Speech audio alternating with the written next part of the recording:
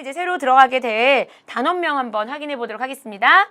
자, 우리 지금 함께하고 있는 강의는 47번째 시간이고요. 문학의 갈래와 이해의 극문학 처음 들어왔습니다. 그래서 소단원 다시 3개가 나올 건데요. 자, 오늘부터는 희곡과 시나리오의 어떤 본질적인 개념에 대해서 배우는 첫 번째 시간입니다.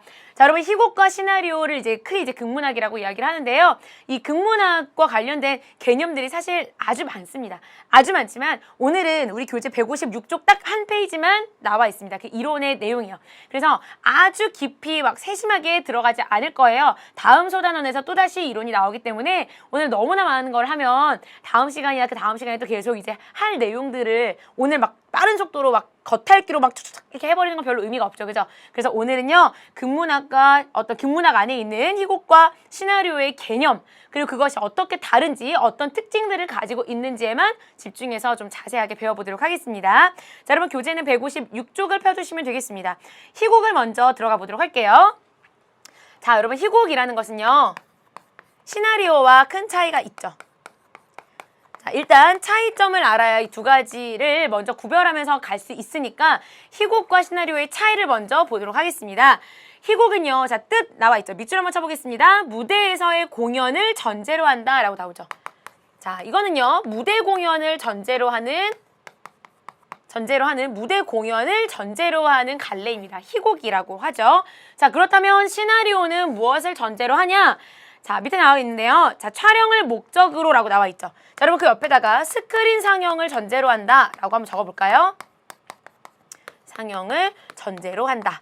자, 근데 여러분 스크린 상영을 전제로 한다라고 이제 많은 기본서에서 이야기하고 있지만 여러분들이 이렇게 얘기하면 그냥 영화만을 이야기한다라고 생각을 할 것 같습니다. 자, 그럼 여러분 영화 대본도 마찬가지고요. 자, 영화도 그렇고 TV도 그렇고요. 어쨌든 간에 이 어떤 무대에서 보는 것이 아니라 우리가 화면을 통해서 만나게 되는 그 갈래를 시나리오라고 생각하시면 돼요. 그래서 이제 희곡과는 본질적으로 이런 차이가 있습니다. 이 차이를 기본적으로 알고 있으셔야 나중에 시나리오가 가지고 있는 특징들을 이해할 수가 있고요. 극무대, 그러니까 정말 우리가 이제 관객들이 앉아 있고요. 관객들 앞에서 무대를 직접 꾸미게 되는 바로 관객 앞에 있는 그 무대에서 공연을 하게 된다는 특징을 알고 있어야 또 희곡이라는 것이 가지고 있는 그 특징들을 잡을 수 있으니까요. 기본적인 이 내용 자체를 일단 깊이 숙지하시기 바랍니다. 자, 그렇다면 이제 희곡을 먼저 정리를 해보도록 할게요. 희곡은 선생님이 지금 이야기했던 것처럼 관객이 앞에서 이제 앉아서 구경을 하고 있는 거고요. 관객이 이제 감상을 하고 있는 거고요. 무대 위에서 이제 어떤 사건 같은 일이 펼쳐지는 그 대본, 그 내용 자체를 이제 희곡이라고 하는데요. 특성이 나와 있습니다. 특성 한번 볼게요. 첫 번째 동그라미는요, 등장인물의 대사와 행동만으로 사건이 진행된다 라고 나와 있습니다. 자, 뭐라고요? 대사와 행동의 문학입니다. 대사와 행동의 문학이라고 선생님은 정리를 해볼게요. 이게 여러분 교재에 있는 동그라미 1번의 내용이에요.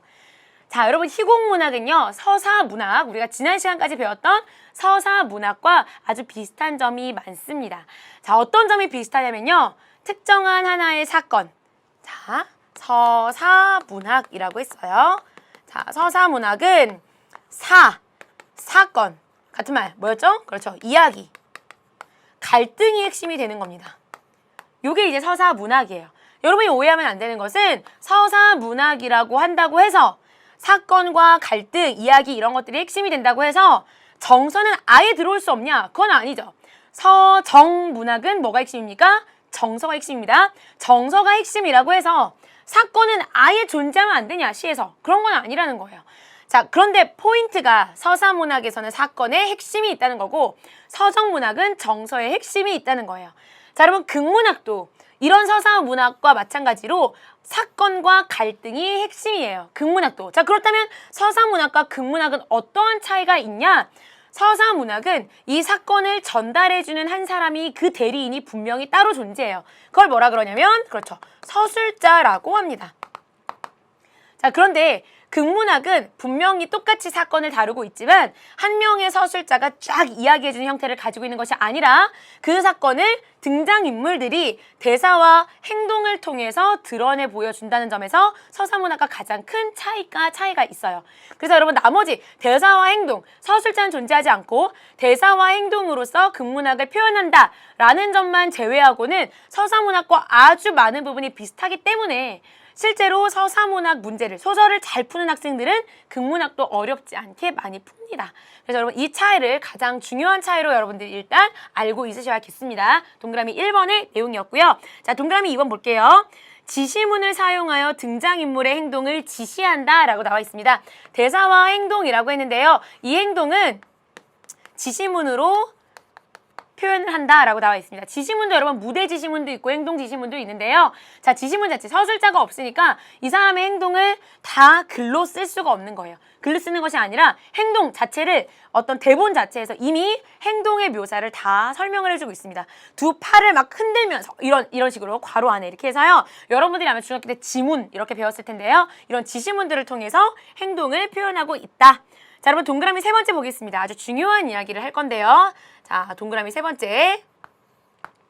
무대에서의 공연이라는 제약 때문에 모든 사건이 현재화됨이라고 나와 있습니다. 자, 선생님 일단 무대 제약이라는 말을 체크를 해보도록 할 거고요. 동그라미 3에 무대 제약이라는 말도 나오고 또 어떤 말도 나오냐면 현재화라고 나와 있죠. 자, 여러분 대사는 현재형으로 처리가 됩니다. 자, 동그라미 3번에서 이야기하는 것은 비단 대사만을 이야기하는 것은 아니지만 여러분들이 좀 중요하게 기억해야 할 것이 바로 이 부분이에요. 대사는 현재형으로 처리된다라고 생각하시면 되겠습니다. 자, 여러분 소설은요. 서술자가 이야기를 서술하는 거라서 과거에 있었던 그 과거 회상의 사건 같은 것들을 이제 현재에서 이제 어떤 과거 회상으로 설명하는 서술하는 과거형 시제 이런 것들이 충분히 존재할 수 있지만 극문학은요. 내가 지금 앉아서 감상하고 있고 무대 앞에서 실제로 이야기가 벌어지고 있는 거예요. 자, 그렇기 때문에 대사가 현재형, 진행형을 많이 가지고 있다라는 거는 우리가 조금만 생각해보면 쉽게 이해할 수가 있겠죠. 그죠? 자, 그래서 대사는 현재형 표현을 많이 사용한다.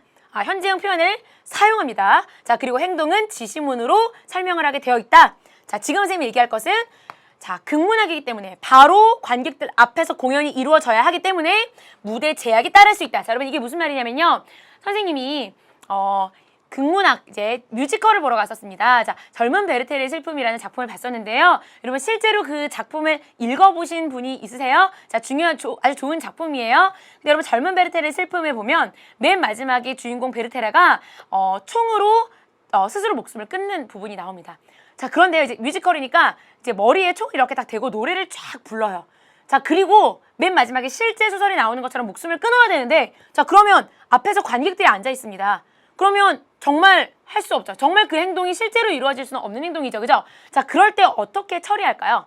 무대 제약이 있기 때문에 실제로 그리고 여러분 어떤 배우가 실제로 그 작품을 마지막으로 세상을 마감하고 이럴 수도 없잖아요. 그러니까 여러분 무대 제약 관계로 노래를 한 다음에 탁 불이 꺼집니다. 조명이 탁 꺼지고요. 팡 소리가 나는 걸로 그냥 끝나요. 그러면 사람들이 짐작하는 거죠. 관객들이 앉아있으면서 짐작을 하게 되는 거. 이런 식의 어떤 무대 제약을 이야기합니다. 근데 여러분 영화와 같은 경우에는 실제로 이제 어떤 뭐 잔인함이나 이런 것들이 영화 속에서 뭐 물론 드러나기도 하지만 실제로 어떤 그 죽음이라는 이야기를 실제로 다 어떤 컴퓨터 처리를 한다거나 특수효과 같은 것들을 처리하면서 실제로 사람들에게 보여주기도 하죠. 여러분 만약에 화재가 나는 경우도 마찬가지입니다. 소설 같은 데서는 소설을 뭐 영화로 만든 시나리오와 같은 이런 부분에서는요. 특수효과 이런 것들을 막 사용해서 화재가 나는 것을 보여주지만 여러분 무대 위에서 극문학입니다. 화재 이런 표현 할 수가 없죠. 그죠? 소설은 시나리오보다 더 자유롭죠. 마음대로 상상하는 대로 쓸 수가 있고 그것보다 이제 희곡보다 제약이 좀 덜한 것이 시나리오가 되겠고 특수효과 같은 것들이 존재할 수 있으니까 극문학은 극문학 중에서 희곡은 특히 무대 제약이 아주 강하기 때문에 이제 실제적인 것들을 직접적으로 표현할 수가 없어서 그 다양한 어떤 그 조명이나 음향 이런 것들로 표현을 하기도 합니다. 자, 그래서 선생님이 지금 어떤 하나의 작품을 여러분 보충 프린트에도 실어놨고요. 지금 화면으로 가지고 왔거든요. 지금 선생님이 보여주고자 하는 작품에도 이런 무대 제약이 어떻게 드러나는지를 볼 수 있는 장면이 나옵니다. 지금 같이 화면을 보면서요. 어떤 내용이 있는지 한번 보도록 할게요. 자, 여러분 장면이 이렇게 나옵니다.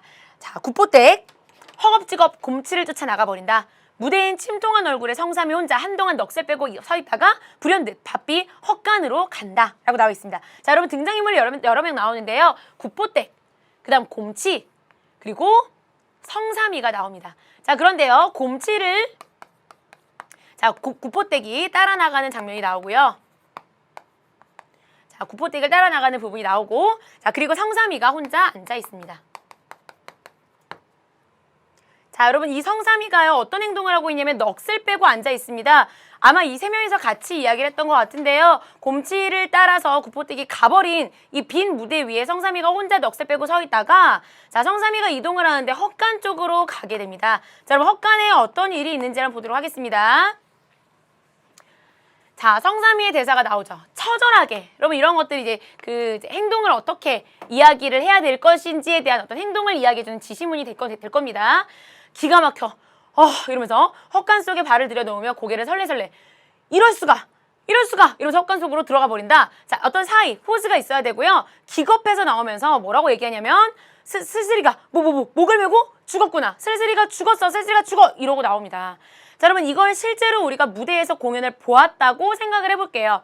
실제로 여러분 이걸 볼 때 어떤 성삼이가 너무나 놀래면서 이야기하면서 이야기하는 그 대사를 들으면서 우리는 정보를 알 수가 있죠. 어떤 정보를 알 수 있냐면 슬슬이가 목을 매서 죽었구나 라는 정보를 알 수 있습니다. 자, 그렇지만 극에서 실제로 보여줍니까? 보여주지 않고 무대 제약이 강하기 때문에 이런 것들을 직접 처리할 수 없어서 그냥 장면으로만 어떤 장면이냐면 그 대사를 이야기하는 장면으로만 성삼이의 대사로만 이런 장면을 표현한다는 이야기를 선생님이 이야기를 하고 싶었던 겁니다. 자, 이런 식으로 실제로 무대에 바로 올릴 수가 없는 여러 가지 어떤 사연으로 인해서 실제로 무대에 올리지 못하는 이런 것들을 대사로 처리한다든지 아니면 음향이나 조명을 동원해서 여러 가지 어떤 효과들로 처리한다는 거 여러분이 좀 기억할 수 있으시면 되겠습니다. 자, 여러분 지금 우리가 이야기했던 게요. 세 번째 특성이었거든요. 무대에서의 공연이라는 제약 때문에 라는 부분에 선생님이 초점을 맞춰서 지금까지 이야기를 했던 거고요. 자, 아까 쌤이 이제 현재형이라는 거, 대사가 현재형으로 이야기가 된다라는 이야기를 했지만 자, 우리 교재에서 지금 동그라미 3을 자, 무대 제약 따로, 현재형 따로 이렇게 설명한 건 아니었고요. 동그라미 3번을 이제 하나로 연결해서 사실 이 무대 제약을 다른 의미로 이야기를 하고 싶었던 것 같거든요. 자, 다시 한번 동그라미 3번을 이해를 해보겠습니다. 무대에서의 공연이라는 제약 때문에 모든 사건이 현재화된다. 자, 선생님이 지금 이야기한 이 부분도 여러분이 알고 있으시고요. 이것도 따로 알고 있으시되 하나 더 무대의 제약을 생각을 할 때요. 무대의 어떤 공간이 우리 눈앞에서 직접 펼쳐지기 때문에 우리 눈앞에 있는 공간 그리고 우리 앞에 지금 펼쳐져 있는 현재라는 시간에 초점이 맞춰져 있기 때문에 어떤 과거에서 현재로의 막 역수행적 구성이 막 바로바로 가능한다든지 아니면 나란히 어떤 공간이 병렬적으로 진행이 돼서 이 공간이 동시에 막 진행이 된다든지 하는 이런 식의 구성 자체가 이제 희곡에서는 조금 어렵다라는 이야기를 하는 것이 이제 동그라미 3번 우리 교재에서 이야기하고자 했던 주된 내용이다라는 것도 여러분이 좀 참고적으로 기억하시면 되겠습니다. 우리 조금 이따가요 독특통을 보게 될 텐데 그 독특통에 이제 이런 내용이 같이 이야기가 되고 있으니까요. 그 부분에서 선생님이 다시 한번 좀 강조해서 설명을 하도록 하겠습니다. 자, 어쨌든 이런 특징들을 여러분 좀 기억하실 수 있으시면 되겠고요. 자, 동그라미 4번은 아까 이야기했던 것과 같은 내용입니다. 등장인물 간 혹은 등장인물을 둘러싼 세계와의 갈등을 다룬다. 자, 이 점에서는 서사문학과 크게 다르지 않다라는 이야기를 했었죠. 그죠? 자, 그래서 대립, 갈등의 문학이기도 합니다. 이 부분이 아까 얘기했던 것처럼 이제 어떤 대립과 갈등이 나오면서 구체적인 이야기가 풀어지지 않습니까? 그죠? 자, 그렇기 때문에 이런 부분 때문에 서사문학과의 공통점이 나오기도 한다라는 거 여러분이 기억하시면 되겠네요. 자, 여기까지의 내용이 이제 가장 중요한 내용이 되겠고요. 자, 그 밑에 나오는 이제 갈래가 나옵니다. 자, 갈래도 한번 보도록 할게요. 자, 희곡을 다시 한번 크게 나누면 내용상으로 비극, 그 다음에 희극, 그 다음에 희비극 이렇게 나옵니다. 간단하죠? 그냥 이름 자체를 보면 바로 어떤 내용인지 여러분이 알 수 있을 것 같은데요. 내용상으로 희곡을 다시 나눈다고 할 때 비극은 운명이나 세계에 투쟁하다가 좌절해요. 자, 여러분 있어야 할 것이라고 추구했기 때문에 그것을 추구했는데 거기서부터 어떤 좌절, 패배를 맛본다면 당연히 결말 자체는 비극적인 결말을 맞이하게 되겠죠. 자, 이런 비극으로 끝나게 되는 작품들도 있고요. 자, 희극은 평범한 혹은 그 이하의 인물들을 등장시켜서 인간과 사회의 문제점을 해학적이고 풍자적으로 드러내는 것, 이것을 희극이라고 한다. 자, 이 희극이라고 하는 것은 이제 일반적인 사람들, 우리들의 이야기, 이제 재미있는 이야기들, 행복한 결말을 맞이하는 세계에 어떤 융합하려고 하는 움직임이나 그것을 따라가고자 하는 어떤 그런 마음들, 그런 것들을 이제 작품으로 표현한 이런 것들을 희극이라고 한다. 희비극은 여러분 느껴지죠? 희극과 비극이 섞여 있는 것을 이야기합니다. 희극적 요소와 비극적 요소가 혼합되어 있는 형태이다. 일반적으로 비극적으로 전개되다가 절정에서 갑자기 비약적으로 희극적 결말을 맺음 이렇게 나와 있는데요. 비극으로 시작했다가 희극으로 끝나는 것도 비극, 희극 다 들어있으니까 희비극이라고 이야기하고요. 그 반대의 경우도 희극적으로 막 전개가 되다가 절정에서 비극으로 치닫게 되는 이 반대의 경우도 다 희비극이라고 이야기합니다. 어쨌든 간에 비극과 희극이 다 두 가지의 성격이 다 들어있는 것을 희비극이라고 한다까지 여러분이 기억하시면 되겠습니다. 자, 여러분 이제 희곡과 소설에 대한 이야기만 쌤 간단하게 마무리로 정리 좀 해보도록 하겠습니다. 자, 우리가 희곡을 지금 배웠는데요. 자, 산문문학, 소설과 지금 공통점도 있고 차이점도 물론 있습니다. 자, 일단 소설과 희곡의 가장 큰 차이점은 이야기했던 것처럼 소설은 서술자가 존재한다라고 아까 선생님이 얘기했었고요. 희곡은 말, 대사와 행동을 통해서 드러내고자 하는 것을 드러낸다라고 여러분이 기억하시면 되겠고요. 자, 여러분 소설은 아까도 얘기했던 것처럼 장면을 어떤 서술자가 이야기를 하다가 나의 어린 시절이 생각이 난다라고 해서 어린 시절로 확 돌아갈 수가 있습니다. 시공간의 제약이 없죠. 시공간의 제약이 없지만 여기는 제약이 강합니다. 제약이 크다라고 생각하시면 되겠고요. 자, 그 다음에 여러분 시공간의 제약이 크기 때문에 그렇기 때문에 무대 위에 올릴 수 있는 어떤 등장인물의 수나 이런 부분에서 분명히 제약이 있죠. 극이기 때문에 무대를 배경으로 하기 때문에 제약이 크다라는 것을 여러분 기억하시면 되겠고요. 소설은 작가가 서술자를 내세워서 글로 쓰는 거예요. 그러니까 여러분 어떤 시간과 공간뿐만 아니라 이런 것에 대한 제약이 없어지니까 당연히 등장인물에 대한 제약도 없어지겠죠. 등장인물의 어떤 인원수에 대한 제약이 없죠. 제약이 없어진다라고 여러분이 기억하시면 되겠습니다. 자, 그리고 극문학 실제 무대 위에 올리는 거니까 대사 자체가 현재 시제로 사용이 된다라고 했었고요. 소설은 시제에 대한 제한도 없습니다. 자, 이런 차이가 있다라는 거. 여러분 뭔가 많이 외워야겠다라고 생각을 하실 수도 있겠지만 지금 선생님이 이야기한 것들을 가장 기본적으로 희곡의 원래 개념 있죠. 무대에서 상연되는 것이다 라는 것을 기억하고 있다면 나머지 것들은 여러분이 이해하면서도 이야기할 수 있는 부분들이니까요. 이 내용을 좀 기본적으로 이해해 두시기 바라겠습니다. 자, 여러분 그러면요 우리가 희곡은 이 정도로 마무리해 보도록 하겠고요. 이어서 시나리오 한번 보도록 하겠습니다. 시나리오는 뜻 볼게요. 촬영을 목적으로 한다. 그래서 아까 선생님이 얘기했죠.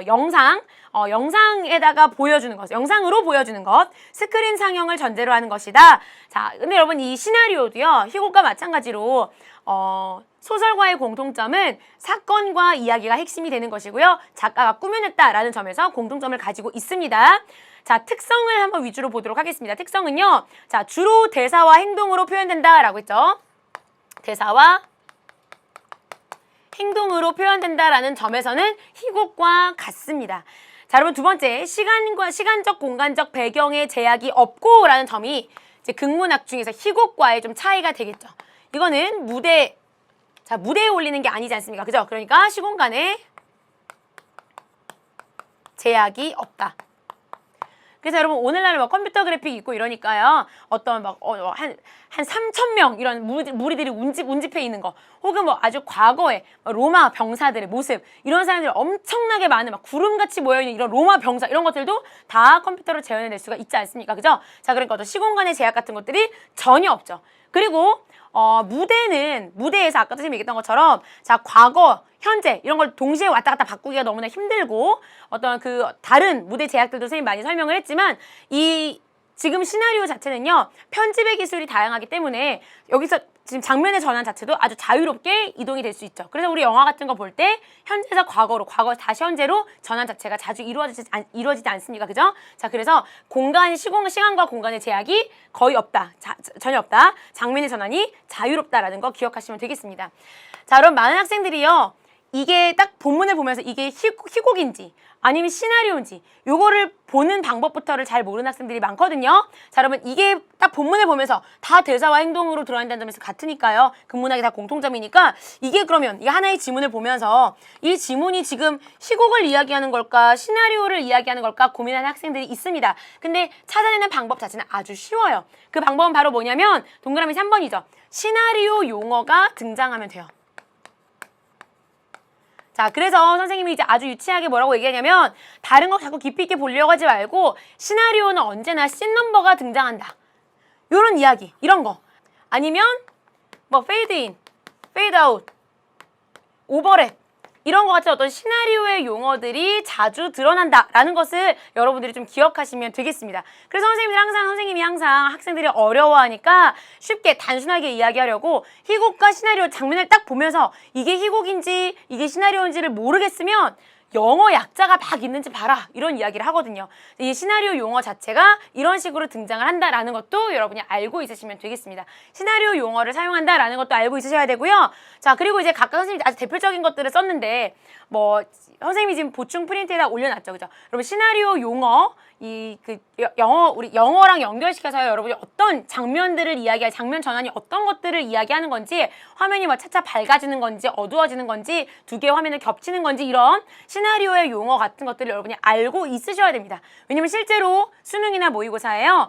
이 장면을 뭐 영화로 바로 옮기려고 한다. 뭐 그때 뭐 어떤 장면을 영화로 옮길 때 감독이 뭐 생각해야 될 점으로 뭐 적절하지 않은 것은 이런 거 이야기하면서요. 실제 이런 시나리오 용어를 묻는 문제도 출제가 됩니다. 그러니까 반드시 내용 자체를 정확하게 알고 있으시고요. 대표적으로 이제 많이 사용되는 시나리오 용어들은 좀 단순하게 정해져 있는 편이긴 하지만 자, 여러분 어쨌든 많이 선생님 아까도 얘기했죠. 많이 투자하시고 많이 노력하셔야 점수가 여러분에게 따라갑니다. 선생님 보충 프린트에다 올려놓았으니까요. 그 부분들 한 번씩 보면서 아, 이거 많이 나오는 것들이구나. 이런 것들은 좀 외울 필요가 있겠다. 이런 것들 좀 집중해서 이해해 두시면 되겠습니다. 자, 여러분 4번 동그라미 4번 볼게요. 인물의 심리는 장면과 대상에 의해 간접적으로 제시된다라고 했습니다. 자, 여러분 이 말과 같겠죠, 그죠? 소설은요 인물의 심리를 서술자가 직접 이야기해주는 직접 제시 방법이 있습니다. 인물의 성격과 인물의 심리를 직접 서술자가 전달해주는 방식이 있었죠. 그럼 우리가 직접 제시 같은 말로 말하기 방식이라고 이야기를 했었죠. 그죠? 분석적 제시 이런 얘기 했었는데요. 희곡은 서술자가 희곡과 시나리오 모두죠. 어떤 서술자가 존재하지 않기 때문에 언제나 인물의 어떤 성격이나 심리를 대사나 행동으로 표현을 해야 합니다. 혹은 어떤 그 인물과 그 인물의 심리의 상태와 어울리는 음악을 깔아둔다든지 배경음악 같은 것들을 깔아둔다든지 뭐 음향, 조명 이런 것들을 통해서 이 인물의 심리 같은 것들을 짐작할 수 있도록 하는 여러 가지 방법들이 있습니다. 자, 여러분 동그라미 4번에 인물의 심리는 장면과 대상에 의해 간접적으로 제시된다라는 말이 그 말이죠. 서술자가 인물의 심리를 직접 이야기해주는 것은 안 되니까 다른 것들을 통해서 인물의 심리를 짐작할 수 있도록 한다라는 의미입니다. 자, 여러분 갈래가 나와 있는데요. 갈래 이제 여러 가지 시나리오가 있습니다. 창작 과정상이라고 나오죠. 이게 무슨 말이냐면 시나리오 자체는 여러 가지가 있는데요. 첫 번째 창작 시나리오는 처음부터 영화를 위해서 새롭게 창작한 것을 이야기합니다. 말 그대로 영화를 위해서 태어났다라고 생각하면 되는 거예요. 영화 제작을 위해 그냥 처음부터 창작한 것, 그 창작 시나리오가 되겠고요. 그 밑에 각색 시나리오는 원래 원 소설은 따로 있어요. 원래 원작은 따로 있는데 그 원작을 영화로 바꿀 때 이제 각색하는 소설이나 희곡 등을 영화로 촬영할 수 있게 변화시킨 시나리오, 그것을 각색 시나리오라고 합니다. 자, 여러분 이런 거 말고요. 하나가 더 나오죠. 레제 시나리오라는 게 있는데요. 자, 여러분 이 레제 시나리오라는 것은요. 이 위에 희곡에서도 레제 드라마라고 이야기하기도 합니다. 이건 뭐냐면요. 실제로 공연이거나 영화 촬영 이런 것들을 목적으로 하는 것이 아니라 다시 말해서 연극성이나 어떤 대중성 이런 것보다 문학성을 더 전제로 하는 것을 레제 시나리오, 레제 드라마라고 합니다. 그래서 이거는 공연되고 사람들에게 보여주는 것이 목적이 아니라 읽히는 것을 목적으로 하는 시나리오라고 생각하시면 돼요. 얘기했던 것처럼 시나리오에도 있고요. 극에도 있습니다. 레제 시나리오는 레제 드라마라고 해요. 극으로 가면, 희곡으로 가면 레제 드라마라고 하고요. 시나리오로 가면 레제 시나리오라고 하면서 이거는 공연이 되는 것이 아니라 문학성에 조금 더 초점이 맞춰져 있는 시나리오를 레제라고 한다라고 여러분이 기억하시면 되겠습니다. 여러분, 이런 레제 시나리오라는 거를 선생님이 일단 이론이라서 알려주긴 하는데요. 이런 내용 자체가 막 수능에 기출되거나 그랬던 적은 없고요. 초점 자체는 여러분이 이런 종류의 영화를 위해 처음부터 창작된 것이 있고 어떤 각색이 되는 것들이 있구나. 그래서 여러분 우리 이제 영화 같은 것들도 원작 누구의 소설 원작으로 한 어떤 영화 이런 것들이 개봉된다라는 이야기 하잖아요. 이런 것들을 크게 여러분들이 알고 있으시면 되겠습니다. 자, 그래서 여러분 우리가 오늘 희곡과 시나리오에 대한 이론을 여기까지 보여보도록 하겠고요. 자, 지금부터는 그 밑에 나와 있는 희곡과 시나리오의 공통점과 차이점이라고 했죠. 지금 배웠던 내용과 크게 다르지 않습니다. 몇 가지 더 덧붙여서 이야기할 것들 정리의 차원으로 선생님이 문학 속의 국어로 따로 뗐거든요. 문학 속의 국어를 통해서 마지막 3번 문제 같이 한번 3번 내용 같이 한번 배워보도록 할게요.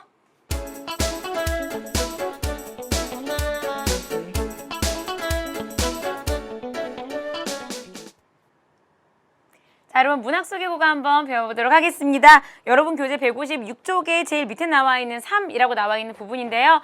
선생님이 이 내용을 지금 화면으로 가지고 왔습니다. 일부 조금 선생님이 간략하게 말을 만든 부분도 있거든요. 똑같은 내용이니까 같이 한번 이해해보도록 하겠습니다. 자, 여러분 희곡과 시나리오는 일단 공통적으로 이걸 묶어서 우리가 갈래를 뭐라고 지금 배우고 있습니까? 극갈래라고 배우고 있죠. 그죠? 자, 여러분 극갈래 중에 이제 희곡과 시나리오로 나눌 수 있고, 자, 이것들의 공통점은 둘 다 행동과 대사를 통해서 사건이 진행된다라는 공통점이 있습니다. 다시 말해서 소설과 같이 서술자가 등장하지 않아요. 서술자가 그 사건을 이끌어가는 것이 아니에요. 서술자가 인물을 소개해주는 것이 아닙니다. 오로지 행동과 대사를 통해서만 사건이 진행되고 인물에 대한 안내도 역시 행동과 대사를 통해서 인물의 대한 어떤 성격 같은 것들이 드러나 보여진다. 서술자가 존재하지 않는다라는 점이 공통점입니다. 자, 인물의 직접적인 심리 묘사가 제한된다는 것도 역시 이것과 연결되는 말이라고 여러분이 생각하시면 되겠죠. 서술자가 있으면 그 인물이 어떠하다라는 평가를 서술자가 직접 내릴 수 있는 직접 제시, 분석적 제시가 가능하지만 서술자가 존재하지 않기 때문에 인물의 직접적인 심리 묘사는 제한이 되죠. 그래서 어떤 행동을 통해서, 대사의 내용을 통해서 이런 것들을 통해서 인물의 됨됨이들이 보여진다는 뜻입니다. 자, 여러분 희곡은요, 우리 밑에 보면 이제 연극이란 말이 나오고 시나리오는 영화를 이야기합니다. 둘 다 이제 작품이 되는 거 아닙니까? 그죠? 그러니까 작품이니까 일정 시간 후에 작품이 끝난다, 종결이 된다라는 공통점도 가지고 있다라는 이야기 여러분이 알고 있으시면 되겠습니다. 자, 지금부터는 차이점인데요. 차이점, 개념부터가 다르죠. 자, 희곡은 연극을 목적으로 만들어지는 대본을 이야기합니다. 그러니까 무대에서 극문학으로 공연이 되는 것이고 극으로 공연이 되는 문학이고요. 시나리오는 영화를 기준으로, 이제 일반적으로 영화인데요. 여러분, 선생님이 아까 얘기했던 것처럼 TV도 마찬가지입니다. 그래서 시나리오는 영상을 통해서, 스크린을 통해서 상영이 되는 것을 시나리오라고 한다라고 기억하시면 되겠습니다.